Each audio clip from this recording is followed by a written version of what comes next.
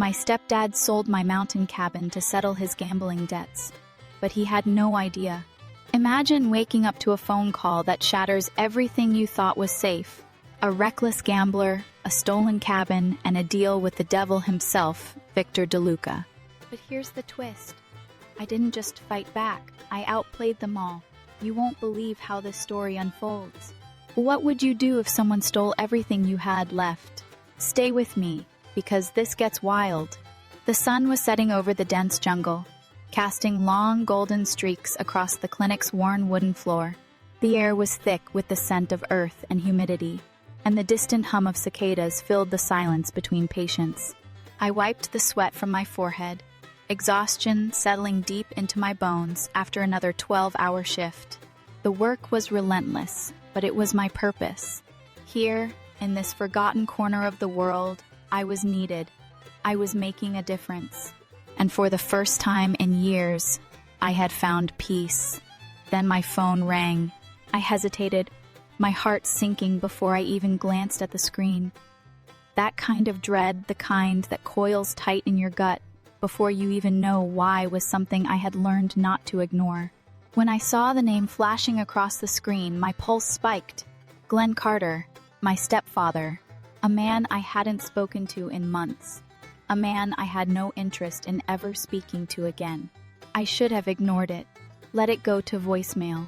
Whatever trouble he was in, whatever favor he was about to ask for, I knew it would come at a cost. But some part of me, maybe guilt, maybe duty, maybe just an old wound that hadn't fully healed, made me swipe to answer. Madeline. Finally he picked up. His voice was too cheerful, too forced, the way it always was when he was about to drop bad news in my lap. How's life in the jungle? Still playing doctor to the locals? My grip on the phone tightened. What do you want, Glenn? He chuckled, and even after all these years, that sound still made my skin crawl. Straight to business, huh? All right, fine. Figured you'd want to know I sold the cabin. At first, I didn't process the words. They just hung there, meaningless, until reality slammed into me like a freight train. My throat went dry. You what? Sold it, he repeated casually, like he was telling me he'd picked up groceries. Got a good deal too. Cash buyer, quick and easy. A sharp burning sensation rose in my chest. You had no right. My voice was steady, but underneath it was a storm. Relax, kiddo, he said, as if I was overreacting. It was just sitting there, gathering dust. You're never around to use it. Figured I'd put it to better use. I needed the money. You know how it is. I closed my eyes, forcing a deep breath. I knew exactly how it was. Glenn had been in and out of financial disasters my entire life, always chasing the next quick fix, always screwing someone over to get it. The cabin wasn't just property, it was my last tie to my mother. It was the place she had taken me when life with Glenn had become unbearable, our safe haven deep in the Montana mountains. The thought of it being sold off of strangers walking through it, tearing it apart, claiming it as theirs, made me feel sick. For what? I asked, already knowing the answer. Gambling debts? The pause was all the confirmation I needed. Then he laughed, slow and smug. Come on, Maddie. No use crying over spilled milk. I felt my nails dig into my palm. Think. Glenn was a liar, a manipulator. And more than that, he was reckless. He never played fair. But he had just made a crucial mistake. He didn't know that the cabin wasn't his to sell. Years ago, when I realized how deep his addiction went, I made sure he'd never have control over my assets. My best friend, Alex Parker, had co-signed on that cabin with me. Glenn couldn't legally sell it without Alex's approval, which meant that whatever deal he had made, it wasn't legitimate. This wasn't over. You're going to regret this, I said, my voice deadly calm. He chuckled again. Oh, sweetheart, you always were dramatic. I hung up. For a few moments, I just stood there, staring at the darkening sky, my body vibrating with barely contained rage. Glenn thought he had outplayed me. He thought I was too far away, too distracted, too powerless to stop him. That was his first mistake. I pulled up Alex's number and hit dial. He answered on the second ring. Hey, Maddie, he said, his voice warm, familiar. What's up? He sold the cabin, I said, my breath still tight in my chest. Silence. Then a sharp exhale. He what? Needed the money, I said bitterly. Apparently, settling his debts was more important than keeping his hands off what wasn't his. Another pause, then a low whistle. That bastard. Yeah. My voice was cold now, steady. But I know our contract. He can't sell it without your signature. Which means whatever deal he made, it's illegal. Alex's voice hardened. You're right. And we're gonna make sure he knows it. Relief washed over me, but it didn't extinguish the fire still burning in my veins. Pull up the legal documents, I said, already forming a plan in my head. I'm wrapping up here in a few days. As soon as I get back, we shut this down. You got it, Alex said without hesitation. As I ended the call, I let out a slow, controlled breath. Glenn had played his hand, thinking I wouldn't have the nerve to call his bluff. He had no idea who he was dealing with. I wasn't that scared little girl anymore. And I was about to remind him of that in the worst way possible. I barely slept that night. Lying on my cot in the dimly lit clinic, I stared at the cracked ceiling, my mind racing in a million directions. The anger simmered just beneath my skin, a slow, burning rage that wouldn't let me rest. Glenn had always been a reckless fool, but this was different. This was personal. The cabin wasn't just a house, it was the last thing I had left of my mother, the only piece of home that had ever truly belonged to me. And he had tried to take it away like it was nothing. Like I was nothing. He had always underestimated me. That was his second mistake. By sunrise, I was already on the phone with Alex. He answered groggily, his voice thick with sleep. Maddie, it's barely 6 in the morning. I need to know everything, I said, gripping the phone so tightly my knuckles ached. Who did he sell it to? Was there a contract? Has the money changed hands? Alex sighed, and I heard rustling on the other end, probably as he rolled out of bed and grabbed his laptop. Give me a second. The clicking of keys filled the silence, and I paced the dirt path outside the clinic, the morning mist curling around my ankles. Finally, he cursed under his breath. What?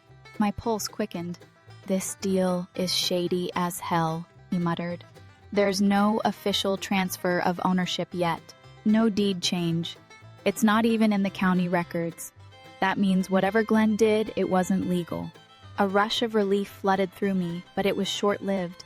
If it wasn't legal, that meant whoever Glenn had sold it to was either in on the scam or about to be very, very pissed off when they found out. Do we know who the buyer is? Alex hesitated. Not yet. But I did find something else. The real estate agent Glenn used, she flagged the sale as suspicious before it could go through. That's the only reason it hasn't been finalized. I exhaled sharply, gripping the phone. So the deal isn't done. Not officially, Alex confirmed. But Glenn's been running around looking for fast cash. He's in deeper than I thought. Of course he was. Glenn never stopped at one bad decision. He doubled down, and then he doubled down again. I'm leaving as soon as I can, I said, already calculating how fast I could wrap up my work here and get back to Montana. We need to stop this before it's too late. Agreed, Alex said. Then his voice dropped, serious now. Maddie, you need to be ready. Glenn's not gonna take this lying down. I clenched my jaw. Neither am I. 2 days later, I was on a plane back to the U.S., the weight of exhaustion pressing heavy on my shoulders. But there was no time to rest. The second I landed, my phone buzzed. I glanced at the screen. Glenn. I debated ignoring it, letting it go to voicemail. But if he was calling, that meant he knew I was back. That meant he was scared. I answered. Madeline, he greeted smoothly, his voice dripping with false charm. Back so soon? That was fast. I don't have time for games, Glenn, I said, my voice cold. I know the sale didn't go through. You don't have the authority to sell the cabin. Silence. Then, a slow chuckle. You always were a smart one, he mused. But you're missing the bigger picture, kid. The deal may not be on paper yet, But money's already moved, and people don't like it when deals fall apart. A chill ran down my spine. What the hell does that mean? It means, Glenn continued, his voice sharp now, that if you don't back off, you're going to make things very difficult for everyone involved, including yourself. My grip on the phone tightened. That sounds an awful lot like a threat. Not a threat, Glenn said smoothly. Just a friendly warning. Think about it, Maddie. Is this really worth the fight? It's just a cabin, just a cabin.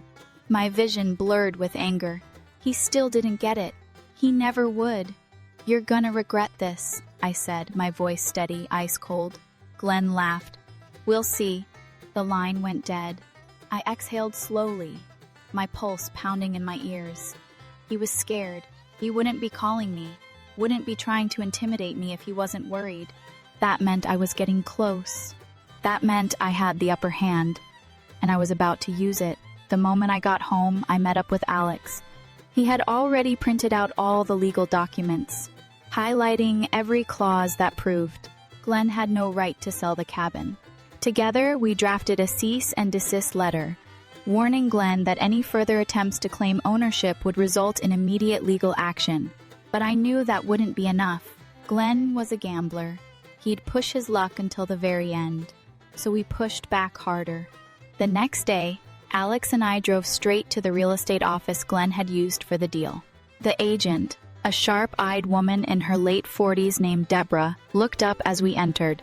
If you're here about Glenn Carter, she said before we could even introduce ourselves, you're not the first ones.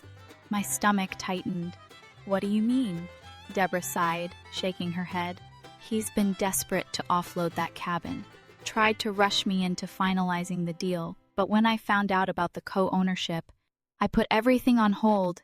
Didn't sit right with me. I exhaled slowly. Thank you. Deborah gave me a sympathetic look. I wish I could say that stopped him, but the man's been making calls. Trying to find another buyer under the table. He's running out of options, though. And from the way he's acting, I'd say he's running out of time. Alex leaned forward. Do you know who the buyer was? Deborah hesitated, then reached for a folder. I shouldn't be showing you this, but honestly, I don't feel bad about it. You deserve to know who you're dealing with. She slid a paper across the desk. I picked it up, scanning the name at the bottom. My blood ran cold, because I knew that name, Nathan Caldwell. Alex let out a sharp breath. Oh, hell. Nathan wasn't just any buyer. He was one of the most ruthless developers in the state. The kind of man who didn't just buy properties, he took them. If he was involved, that meant he saw value in the cabin. And that was bad. I swallowed hard, my mind spinning. Glenn had just dragged us into something much worse than I had expected. I looked at Alex, my voice deadly calm. We need to talk to Nathan, Alex frowned. You sure about that? He'll listen to me, I said. I wasn't entirely sure that was true, but I was about to find out. Glenn thought he could sell my cabin and walk away. But now, DeLuca's men are circling, and the debt is bigger than I ever imagined. I have two choices, cut and run or fight back. And trust me, I don't run. But what happens when the only way to survive is to outsmart a kingpin? Should I play DeLuca at his own game? Or take an even bigger risk and set him up for a fall? What would you do? Comment 1 if you think I should go head-to-head with him, or 2 if you think I should find another way out. Let's see what you'd do in my shoes. Alex and I drove in tense silence. The hum of the tires against the pavement, the only sound between us. The weight of what we were about to do sat heavy on my chest. Confronting Nathan Caldwell wasn't just about stopping the sale anymore. It was about stepping into a game where the stakes were higher than I ever wanted them to be. Nathan wasn't some local buyer looking for a vacation home. He was a shark, and Glenn had practically thrown fresh blood into the water. I had dealt with people like Nathan before calculating. Ruthless men who smiled as they tore everything you loved apart. And now, I was about to walk straight into his den. When we pulled up in front of his downtown office, I took a deep breath, steadying myself. The building was all glass and steel, towering over the older storefronts and restaurants that lined the street. Nathan had built an empire here, and just like always, he was at the top, looking down on everyone else. Alex glanced at me as he killed the engine. Last chance to back out. I shook my head. Not an option. Inside, the receptionist barely looked up before I spoke. Tell Nathan Madeline Harper is here. That got her attention. She paused, studied me for a moment, then picked up the phone. A hushed conversation later, she nodded toward the elevator. Mr. Caldwell will see you now. The ride up was suffocatingly quiet. Alex stood beside me, arms crossed, his jaw tight. I could feel his tension, his barely restrained frustration at the situation we were in. He hated this as much as I did. The elevator doors slid open and Nathan was already waiting. He stood near the massive windows of his office, hands in his pockets, watching the city below like he owned it. When he turned, his gaze flicked over me, and for a brief second, something unreadable passed across his face. Then the smirk was back. Well, Madeline Harper, he said smoothly, as if my presence was the most natural thing in the world.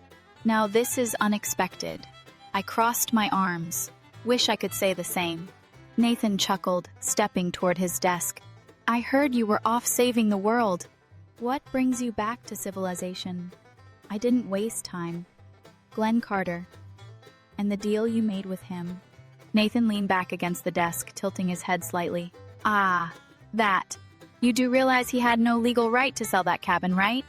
I said, keeping my voice calm but firm. It's co-owned. That contract he signed? Worthless. Nathan let out a slow sigh, rubbing his jaw. Damn. And here I thought I was getting a bargain, Alex scoffed.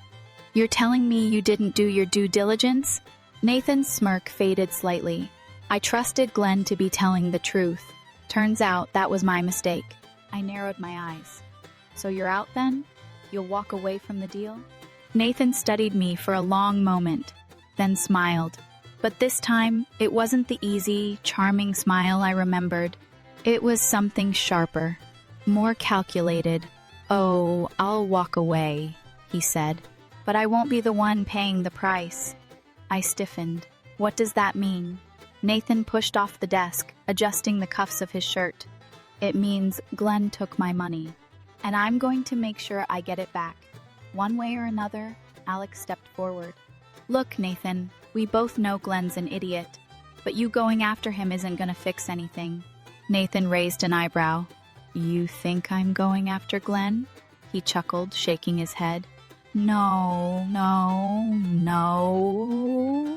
Glenn is already screwed. But you're the one who actually cares about that cabin. A chill ran down my spine. What are you saying? Nathan smiled, slow and deliberate. I'm saying if Glenn can't pay me back, someone else will. And you? You have something worth far more than cash. I felt Alex tense beside me, but I didn't look away. Nathan leaned in slightly, lowering his voice. How bad do you want to keep that cabin, Maddie? Because right now, I hold all the cards. My breath came sharp and quick. Glenn had made a deal with the devil, and now I was the one about to pay for it. I kept my face neutral, refusing to let Nathan see even a flicker of hesitation. He was playing a game one he had perfected over the years. Nathan never walked away from a deal empty-handed. If he couldn't make money off the cabin, he'd make sure he squeezed something else out of the situation. And right now, I was his target. I folded my arms, tilting my head slightly. Let me get this straight. Glenn screwed you over, but instead of going after him, you think I should pay for his mistake? Nathan gave me a slow, knowing smile. Come on, Maddie. You know how this works. I don't care who pays me back, as long as someone does. He leaned in slightly. And let's be honest, you care a hell of a lot more about that cabin than he ever did. Glenn's a lost cause, but you actually have something to lose. Alex stepped forward, his jaw tight. You're seriously trying to extort her right now? Nathan sighed, shaking his head like he was disappointed. Extortion is such an ugly word. I prefer to think of it as negotiation. I could feel the heat rising in my chest. a mixture of rage and frustration clawing at my insides.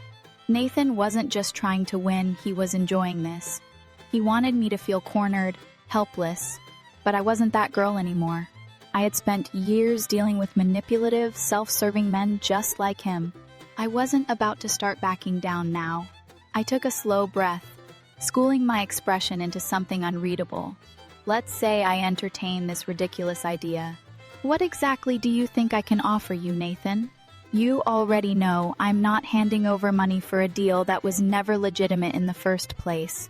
Nathan's eyes gleamed with something dangerously close to amusement. I'm sure we can come to some kind of arrangement. Maybe a trade, maybe a favor. He shrugged, like it was all just business. Maybe you let me buy you dinner and we discuss it properly.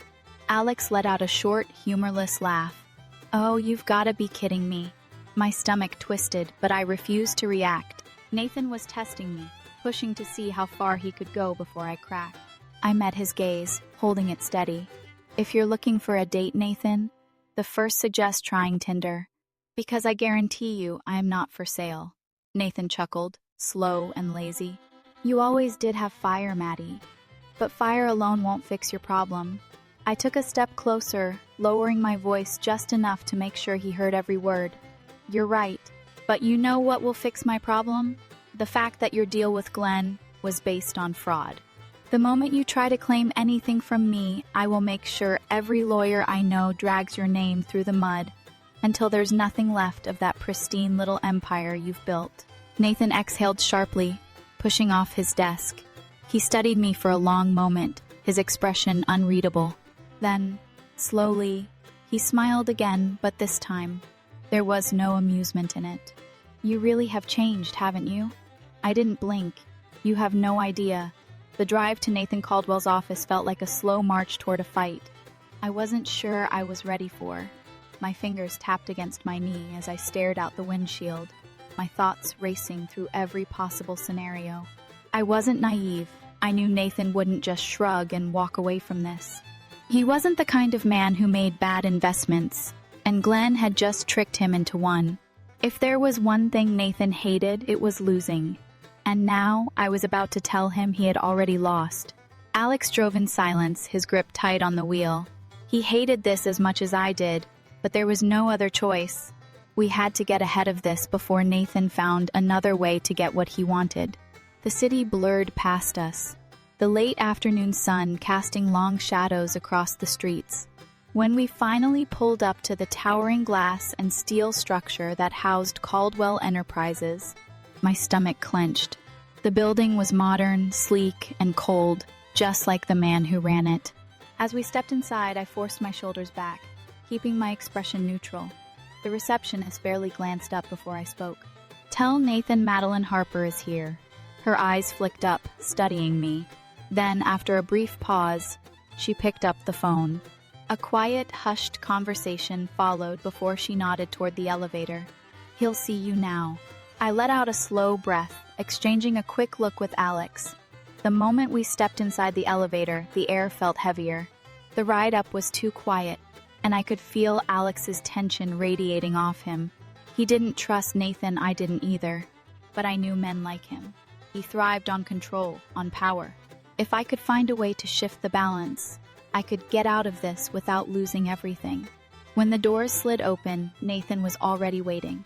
He stood near the massive windows, hands in his pockets, the city stretching out behind him like it belonged to him. Maybe it did. He turned as we entered, his smirk already in place, like he had been expecting me all along. Well, well, if it isn't Madeline Harper, he drawled, his voice smooth, calculated. This is a surprise. I crossed my arms. Wish I could say the same. Nathan chuckled, stepping toward his desk. I heard you were off saving the world. What brings you back to civilization? I didn't waste time. Glenn Carter. And the deal you made with him. Nathan tilted his head slightly, studying me. Ah, that. You do realize he had no legal right to sell that cabin, right? I kept my voice even, controlled. It's co-owned. That contract he signed? Worthless. Nathan exhaled slowly, rubbing his jaw as if this was just a minor inconvenience. Damn. And here I thought I was getting a bargain. Alex scoffed. You're telling me you didn't do your due diligence? Nathan's smirk faltered for just a second before it slid back into place. I trusted Glenn to be telling the truth. Turns out that was my mistake. I narrowed my eyes. So you're out then? You'll walk away from the deal? Nathan was silent for a moment. Then, slowly, he smiled. But this time, it wasn't the easy, confident smile I remembered from years ago. This one was sharper, more calculated. Oh, I'll walk away, he said. But I won't be the one paying the price. My stomach twisted. What does that mean? Nathan pushed off the desk, adjusting the cuffs of his expensive shirt. It means Glenn took my money. And I'm going to make sure I get it back. One way or another. Alex stepped forward, his voice sharp. Look, we both know Glenn's an idiot, but going after him isn't going to fix anything. Nathan raised a brow, his expression amused. You think I'm going after Glenn? He chuckled, shaking his head. No. Glenn is already screwed. But you? You're the one who actually cares about that cabin. A cold chill ran through me. What are you saying? Nathan smiled, slow and deliberate. I'm saying if Glenn can't pay me back, someone else will. And you? You have something worth far more than cash. I felt Alex tense beside me, but I didn't look away. Nathan leaned in slightly, lowering his voice. How bad do you want to keep that cabin, Maddie? Because right now, I hold all the cards. My breath came sharp and quick. Glenn had made a deal with the devil, and now I was the one about to pay for it. I kept my face neutral, refusing to let Nathan see even a flicker of hesitation. He was playing a game one he had perfected over the years. Nathan never walked away from a deal empty-handed. If he couldn't make money off the cabin, he'd make sure he squeezed something else out of the situation. And right now, I was his target. I folded my arms, tilting my head slightly. Let me get this straight. Glenn screwed you over, but instead of going after him, you think I should pay for his mistake? Nathan gave me a slow, knowing smile. Come on, Maddie. You know how this works. I don't care who pays me back as long as someone does. He leaned in slightly. And let's be honest, you care a hell of a lot more about that cabin than he ever did. Glenn's a lost cause, but you? You actually have something to lose. Alex stepped forward, his jaw tight. You're seriously trying to extort her right now? Nathan sighed, shaking his head like he was disappointed. Extortion is such an ugly word. I prefer to think of it as negotiation. I could feel the heat rising in my chest, a mixture of rage and frustration clawing at my insides. Nathan wasn't just trying to win, he was enjoying this. He wanted me to feel cornered, helpless. But I wasn't that girl anymore. I had spent years dealing with manipulative, self-serving men just like him. I wasn't about to start backing down now. I took a slow breath, schooling my expression into something unreadable. Let's say I entertain this ridiculous idea. What exactly do you think I can offer you, Nathan? You already know I'm not handing over money for a deal that was never legitimate in the first place. Nathan's eyes gleamed with something dangerously close to amusement. I'm sure we can come to some kind of arrangement, maybe a trade, maybe a favor. He shrugged, like it was all just business. Maybe you let me buy you dinner, and we discuss it properly. Alex let out a short, humorless laugh. Oh, you've got to be kidding me. My stomach twisted, but I refused to react. Nathan was testing me, pushing to see how far he could go before I cracked. I met his gaze, holding it steady. If you're looking for a date, Nathan, the first suggest trying Tinder. Because I guarantee you, I'm not for sale. Nathan chuckled, slow and lazy. You always did have fire, Maddie. But fire alone won't fix your problem. I didn't blink. No, but leverage will. And I have more than you think. I walked out of Nathan's office feeling like I had just dodged a bullet, but I knew better.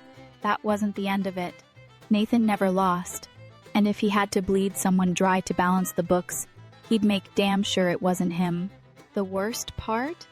He wasn't wrong. Glenn had made a mess, and if I didn't clean it up fast, it was going to spill all over me. Alex and I barely spoke on the way back. He was gripping the wheel too tight, his jaw locked, the kind of quiet that came before an explosion. When we finally pulled up in front of my place, he cut the engine and turned to me, eyes dark with frustration. What the hell was that? I exhaled, pinching the bridge of my nose. I handled it. That's what you call handling it? He let out a bitter laugh, shaking his head. You think he's just gonna walk away because you threatened him with a few legal loopholes? Maddie, this isn't some boardroom dispute. Nathan doesn't care about paperwork. He cares about power. And you just made it clear you're the one standing between him and his money. I know. My voice was flat, but the tension in my chest was coiling tighter. But he was never going to let this go, no matter what I said. At least now I know what I'm dealing with. Alex scoffed. Yeah? And what exactly is that?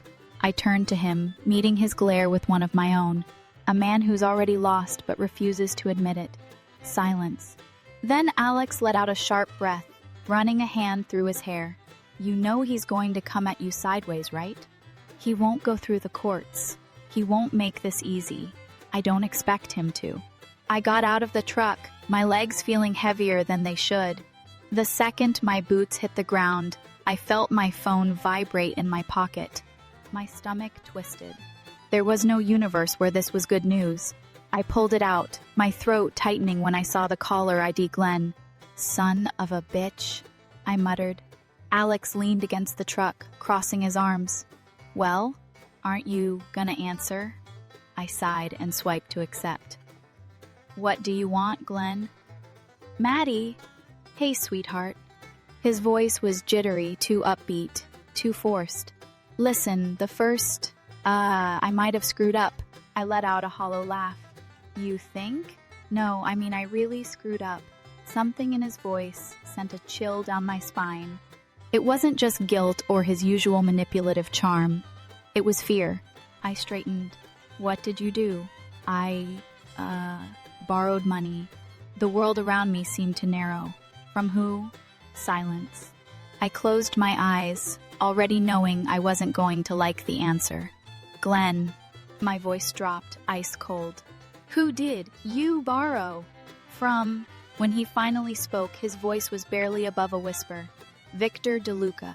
A cold dread slithered down my spine, tightening around my ribs. You've got to be kidding me. Glenn let out a shaky breath.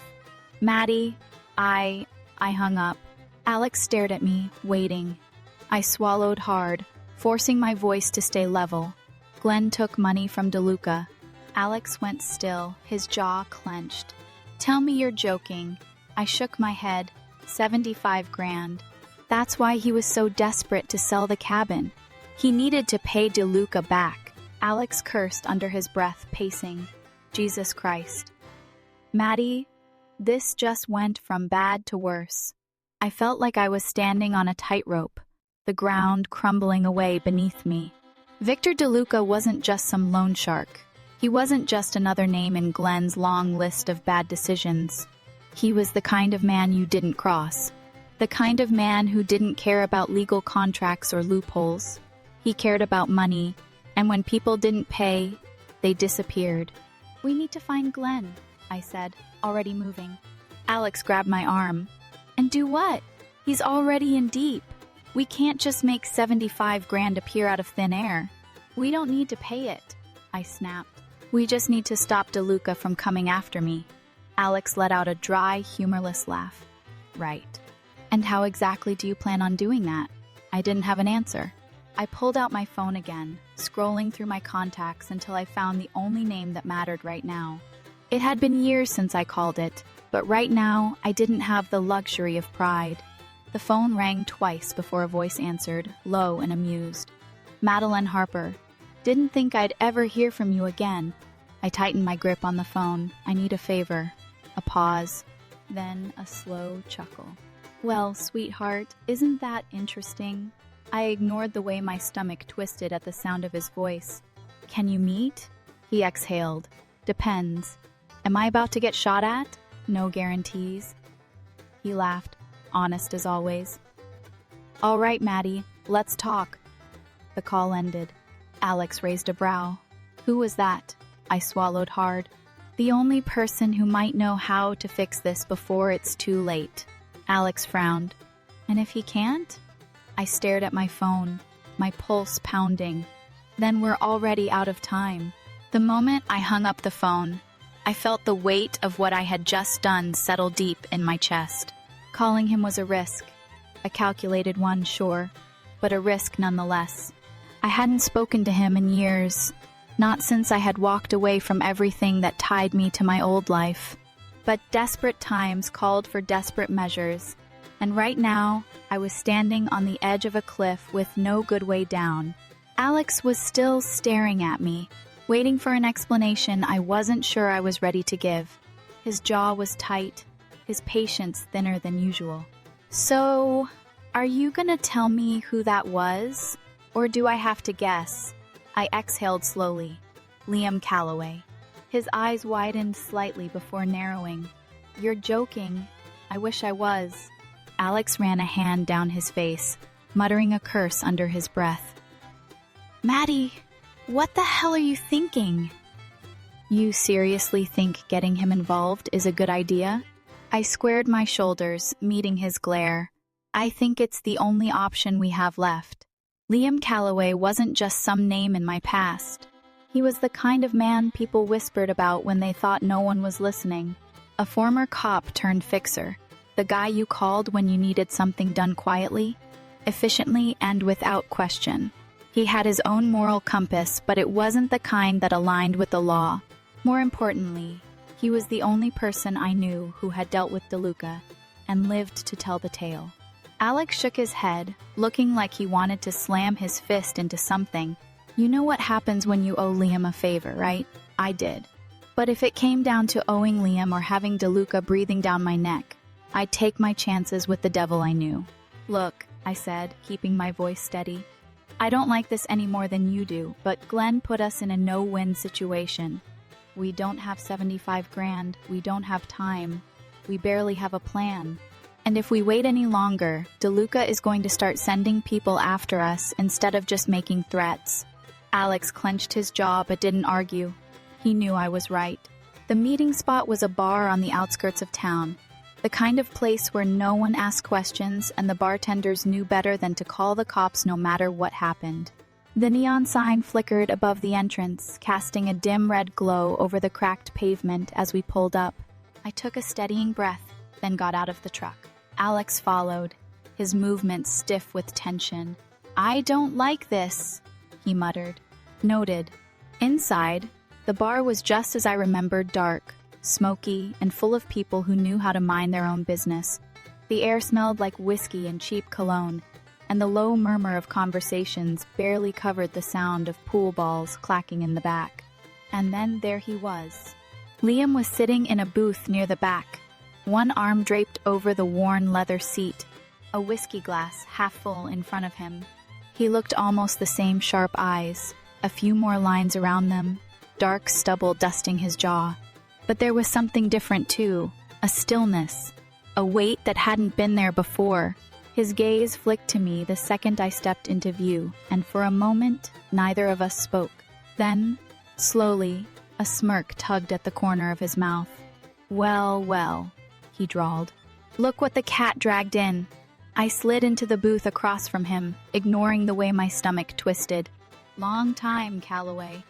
Not long enough. He took a sip of his drink, eyes never leaving mine. So, tell me, what's a good girl like you doing in a place like this? Alex scoffed, sliding in beside me. Cut the crap, Liam. You know why we're here. Liam's smirk didn't falter. Do I? I leaned forward, my voice dropping. It's DeLuca. That got his attention.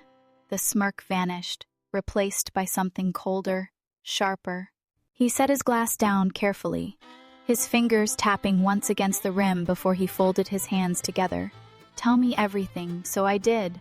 I told him about Glenn, about the cabin, about the debt that had spiraled out of control. I told him how DeLuca's men were circling, how we were running out of time. By the time I was done, Liam was silent, his expression unreadable. Then, finally, he let out a low chuckle. Your stepfather's a real piece of work, you know that? Trust me. I know. Liam exhaled, rubbing his jaw. 75 grand is a big number, Maddie. You sure DeLuca's only interested in the money? The question sent a cold shiver down my spine. No, I wasn't sure at all. DeLuca didn't just loan money, he collected debts in ways that didn't always involve cash. I had seen what happened to people who owed him too much. People who thought they could run, who thought they could talk their way out of it. They disappeared, and Glenn wasn't smart enough to realize that. Liam watched me carefully, reading every flicker of hesitation on my face. Yeah, he said after a beat. That's what I thought. I swallowed hard. Can you help us or not? Liam sighed, leaning back in his seat. Depends. On what? He smirked. How far you're willing to go? Alex bristled. If you're about to suggest something illegal, Liam waved a hand. Relax, Parker. I'm not about to make the girl rob a bank.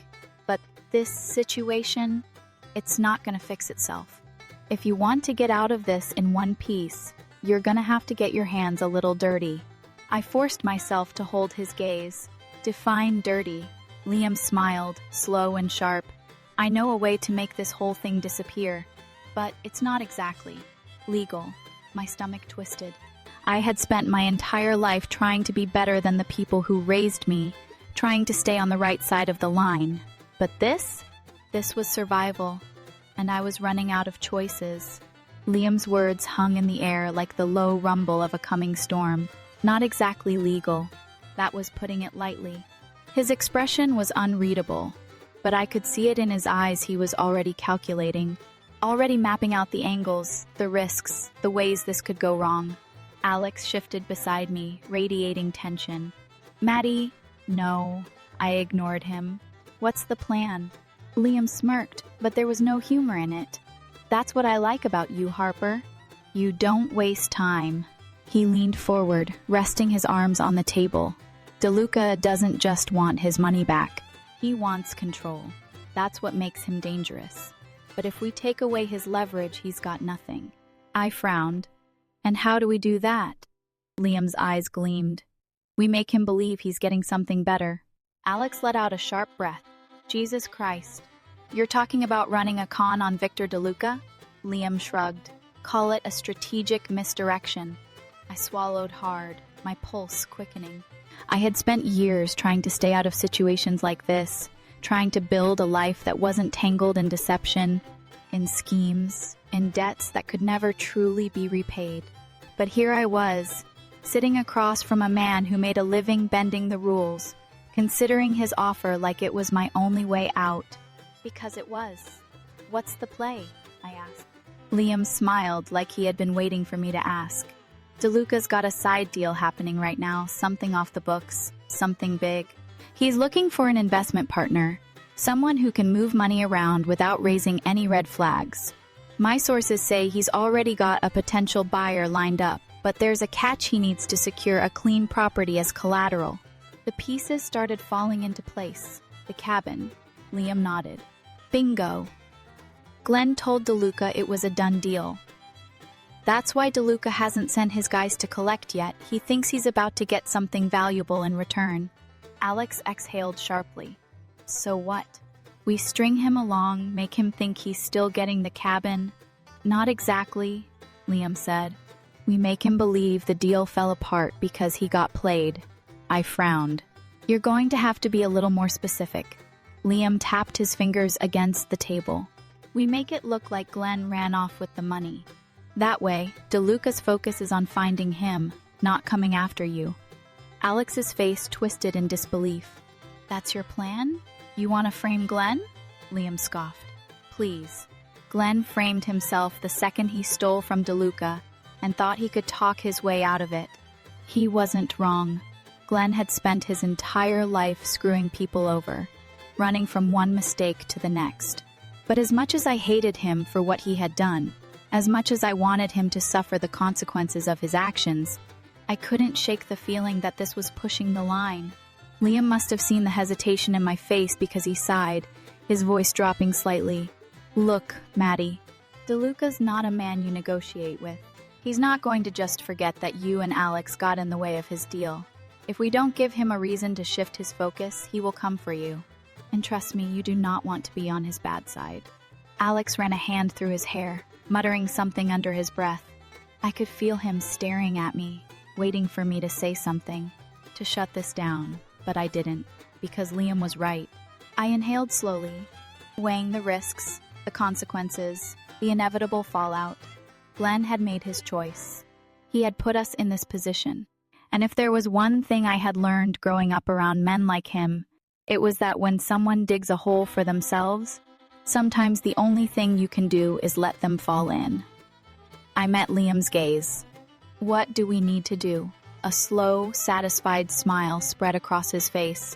Now you're thinking like a survivor. Alex groaned, rubbing his temples. This is a terrible idea. Maybe, I admitted. But it's the only one we've got. Liam wasted no time.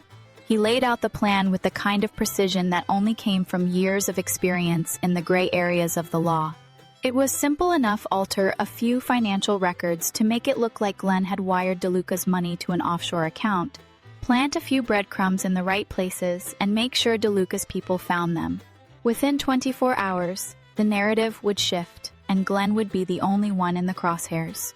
DeLuca won't believe it right away, Liam warned. He'll dig. He'll send his guys looking. But as long as the trail looks real enough, it'll buy you time. I exhaled slowly. And if he figures it out? Liam smirked.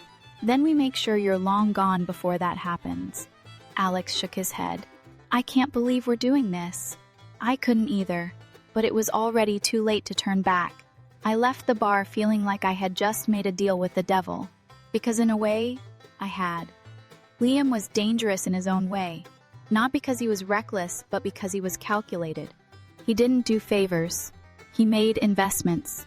And right now, I was standing at the center of a transaction I had no control over. Alex and I drove in silence for a long time. It wasn't until we were almost home that he finally spoke. This doesn't end well, he said, his voice quiet. I gripped the edge of my seat, staring out the window. I know, but it was the only way to make sure I got out of this alive. And for now, that was enough. I barely slept that night. Every time I closed my eyes, my mind kept playing out different scenarios, each worse than the last. Liam's plan was dangerous, but it was our only shot at getting out of this mess alive. Glenn had dug his own grave. I had accepted that. But the thought of what DeLuca would do if he figured out the setup before we were ready, that was the part that gnawed at me. I kept hearing Liam's voice in my head, calm and confident as always. We make him believe he got played and he'll redirect his rage at Glenn, but we have to be ahead of him at every turn. The problem was, DeLuca wasn't the kind of man who liked being made a fool of.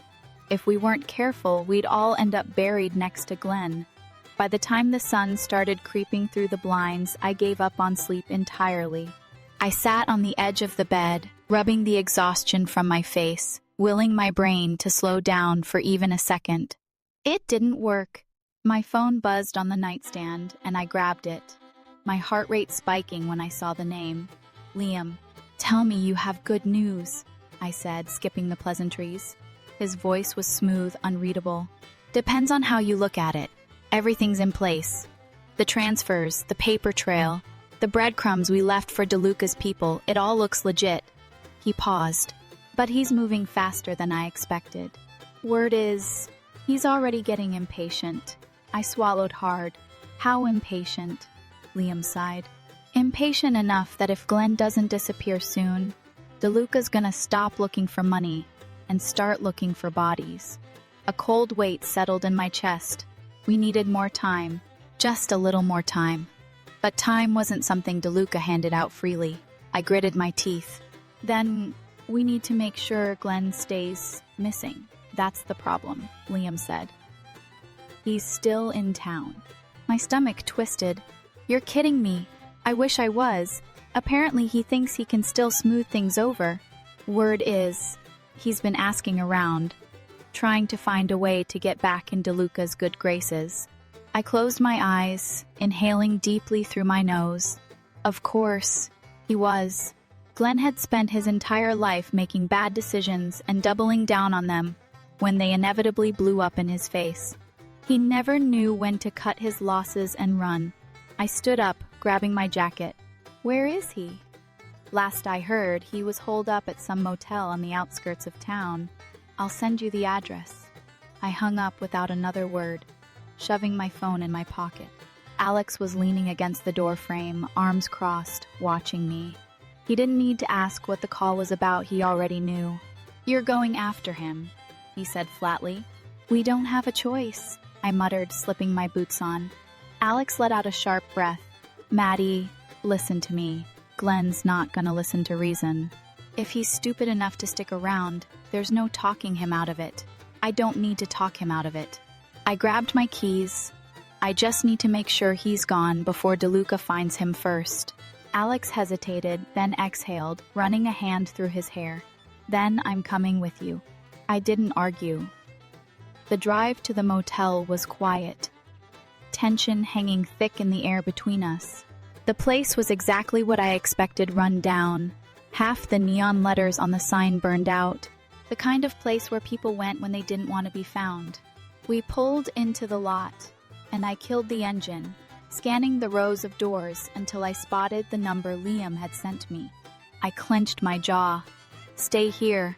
Alex shot me a look. Not a chance. I didn't waste time arguing. We both climbed out, moving quickly across the lot. The door to Glenn's room was slightly ajar. My stomach twisted. That wasn't a good sign. I pushed it open without knocking. The stench of stale beer and sweat hit me first. The room was a mess: clothes, empty bottles, food containers scattered everywhere. But Glenn wasn't alone. He was sitting on the edge of the bed, looking like he hadn't slept in days. His hair was a mess, his face pale and gaunt. And standing across from him, back to the door, was a man I didn't recognize. But I knew exactly what he was. A collector. DeLuca had found him first. The man turned as we stepped inside, his eyes dark and assessing. Well, he said slowly, this is unexpected. I didn't hesitate. We're leaving. Now. Glenn looked up at me, his expression a mess of relief and terror. Maddie. The collector raised a hand. Not so fast. We were just having a conversation. I clenched my fists. Conversation's over. The man smiled, slow and condescending. You must be Madeline. DeLuca mentioned you. My stomach tightened. That's so? He's not happy with you. His smile widened. Which is why I'm here, to clean up the mess you made. Alex shifted beside me, his posture tense. You got what you came for. Walk away. The man tilted his head. Not yet. There's still the matter of what's owed. He looked at Glenn. 75 grand, give or take. Glenn swallowed hard. I just need a little more time. I cut him off. He's not paying you. The collector arched a brow. And you are? I took a step closer, my voice steady. DeLuca's deal with Glenn is already dead.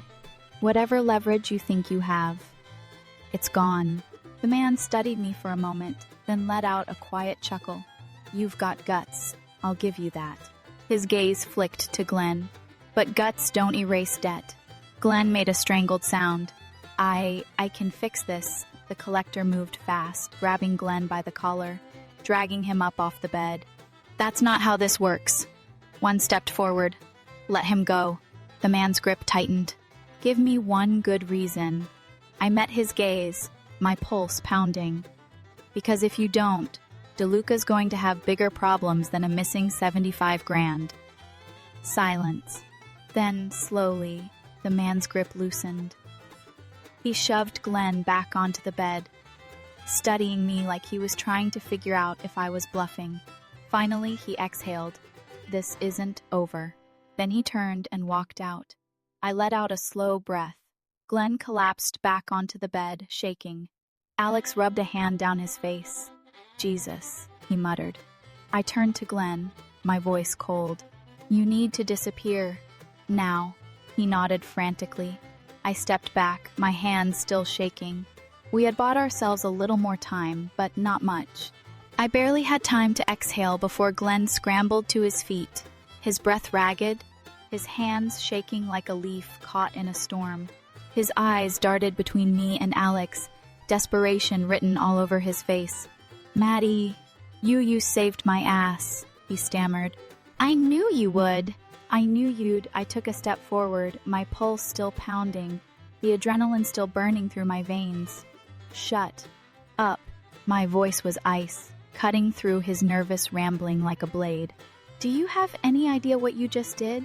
You almost got yourself killed." Glenn swallowed hard, licking his lips. But you handled it. You always handle it." I wanted to scream.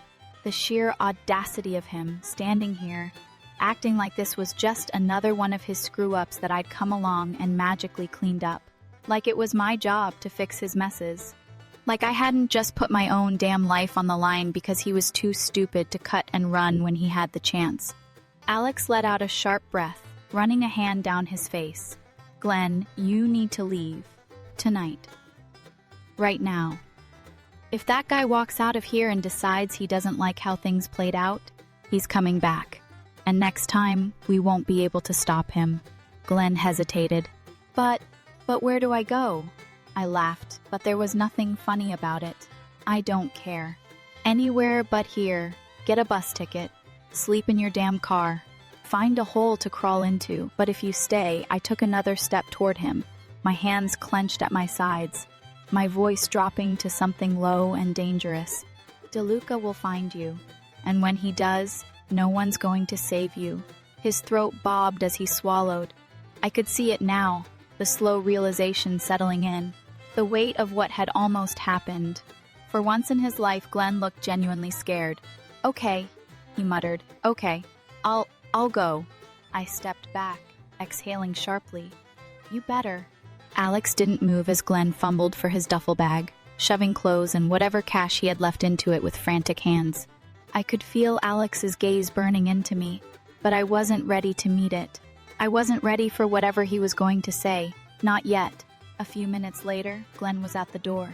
He hesitated, looking back at me one last time. "Maddie, I cut him off before he could finish whatever weak apology he was about to throw my way. "Go." And for once, he listened.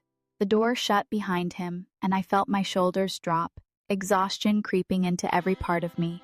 My hands were still shaking. My body was still wired. I knew this wasn't over. Not by a long shot. Alex finally spoke.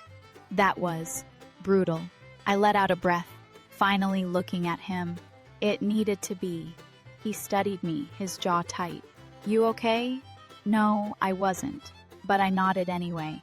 "I will be," Alex sighed, rubbing a hand over the back of his neck. "Liam's not going to be happy about this." I knew that. Liam had played his part, set everything up perfectly, and now I had gone and rewritten the ending. But I didn't regret it. Glenn had to go. Keeping him around, letting him think there was still a way out of this that didn't involve him running, that was a death sentence. I pulled out my phone, dialing Liam's number. He picked up on the second ring. "This better be good, Harper," he muttered. "It's done," I said. "Glenn's gone." Silence. Then, a slow exhale. "Tell me you didn't just let him walk out without a plan." "He's running," I said. "That's all that matters."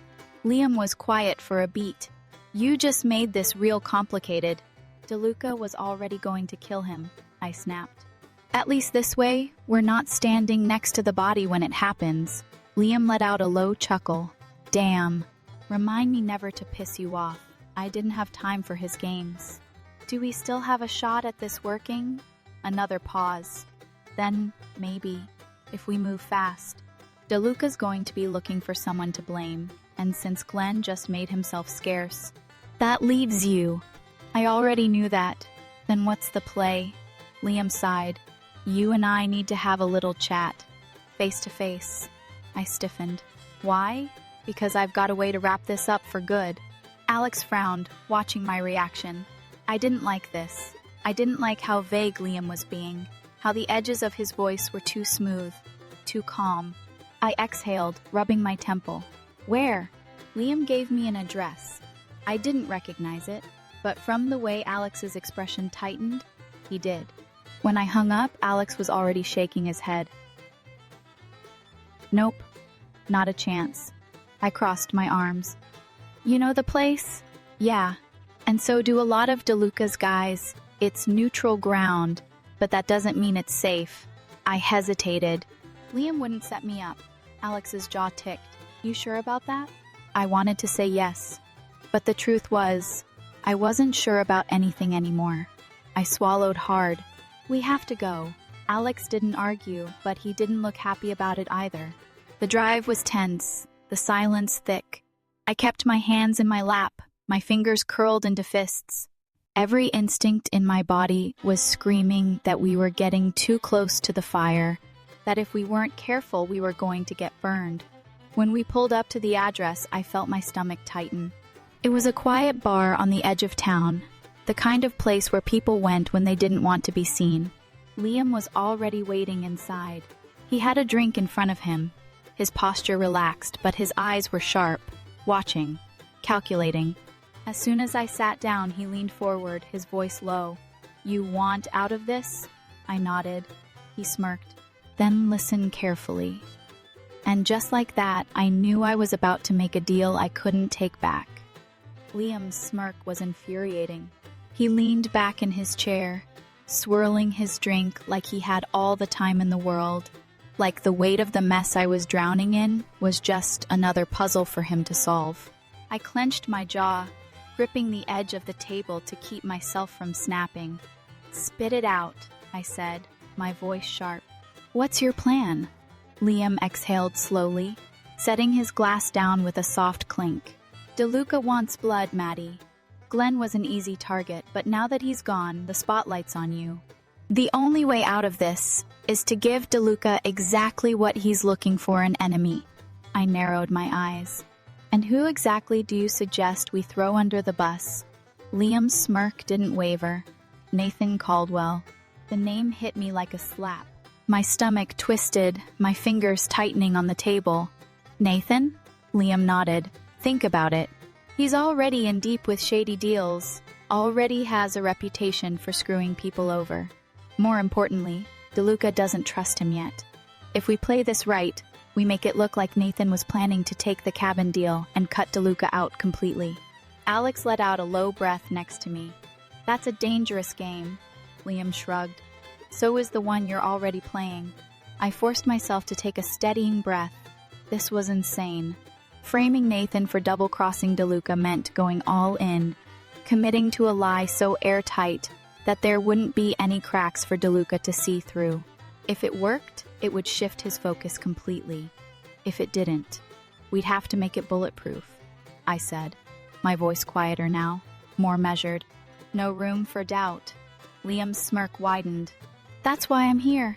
I exhaled, my head spinning. This wasn't just about escaping DeLuca anymore.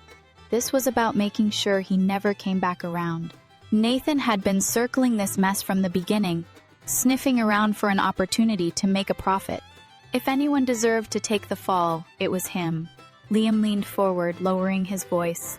Here's how we do it. For the next 10 minutes, he laid it all out, the paper trail we'd create, the messages we'd plant, the way we'd make sure the information got to DeLuca in a way that seemed completely organic. It was smart. Too smart. The kind of plan only someone like Liam could come up with.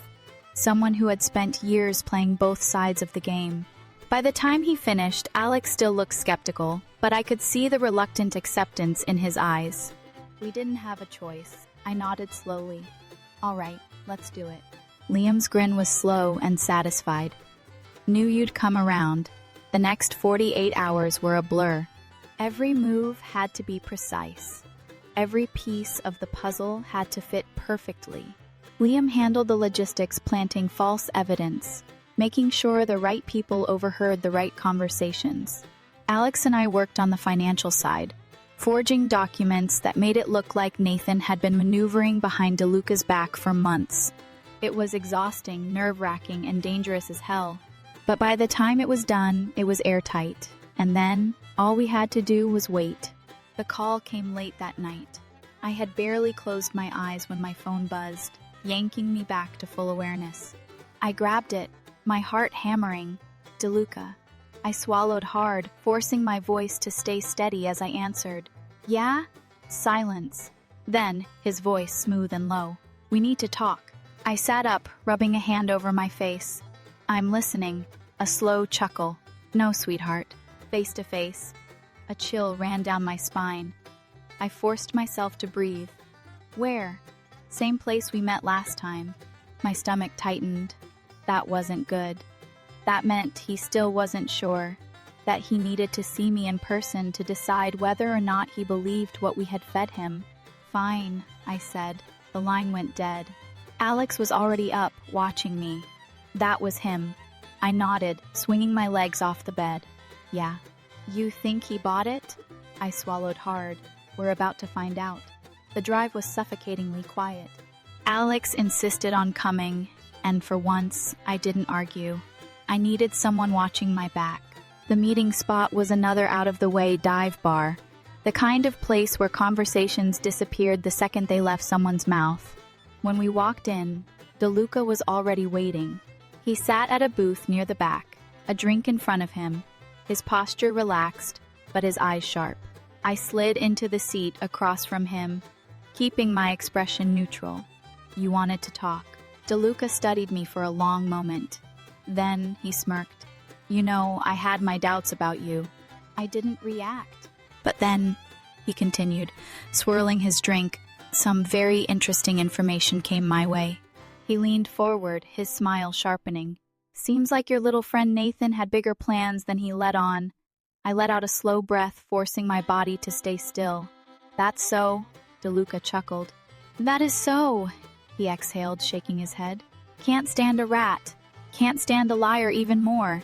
He took a sip of his drink, then set the glass down with deliberate finality. I'll deal with him. I kept my face blank, even as relief threatened to crash over me. DeLuca leaned back, studying me. You got lucky, Harper. I met his gaze. I don't believe in luck. He grinned. Neither do I. I didn't stay long after that. I walked out of that bar knowing that Nathan Caldwell's world was about to burn. And for once, I didn't feel bad about it. Alex and I didn't speak until we were back in the truck. The second the door shut, he let out a sharp breath. Jesus. I exhaled, pressing my forehead against the headrest. I know. He looked at me. We really just did that. We really did. Silence. Then, Alex shook his head, a hint of something almost like admiration in his voice. You're terrifying, you know that? I let out a breathless laugh, exhaustion catching up to me all at once. Yeah, I do. We drove in silence after that, but for the first time in weeks, my chest didn't feel so tight. I had won. I had survived. And now, I was finally free.